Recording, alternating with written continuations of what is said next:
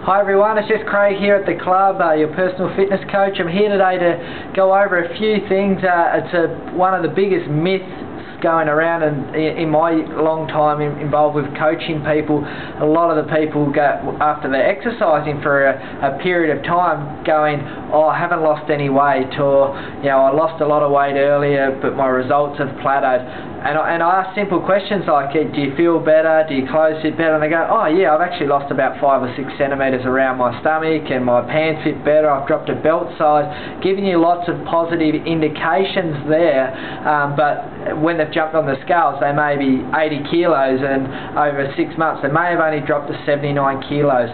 I'm going to give you an example, it's a personal example to me on how all this works and why you can drop lots of centimetres but may not be actual body weight on the scales. The number is just a guide and it just represents the weight overall but not the composition of that weight. Okay, so I'm going to go back to when I was playing sport back around 2003 when I was training quite hard as an athlete.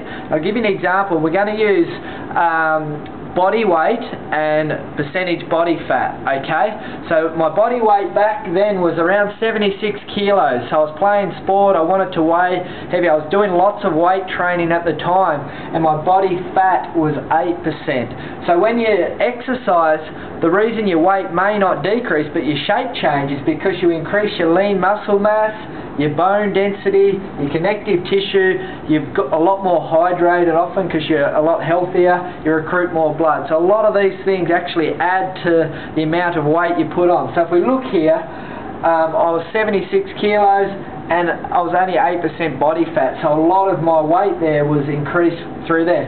Over years gone by, I'm not playing as much competitive sport, or none at the moment, but I keep quite healthy and fit, so with a good balanced diet and everything, I've actually dropped weight.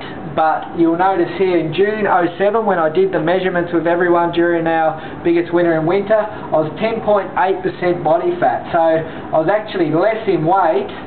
So it looks like I've lost weight, which a lot of people would say great, but I've actually increased from back then my body fat, which is quite low still, like it's quite low, and that'll be part 2 of this series. I go into males and females of body fat. But I've gone again after 6 months and all the Christmas gone by and everything. If I went to that, oh, what's my weight on the scales, I would have gone, wow, I've lost an extra 1.5 kilos in body weight by then. But I knew in my own self that I'd had a good time through Christmas and a few drinks and eating and so on. I knew I wasn't as healthy as what I was back then when I was training quite solidly, and the reason was my body fat, my percentage body fat had gone up about 1.2%, which again, it's not a lot, and 12% for males, as you'll see in a minute, still quite low anyway.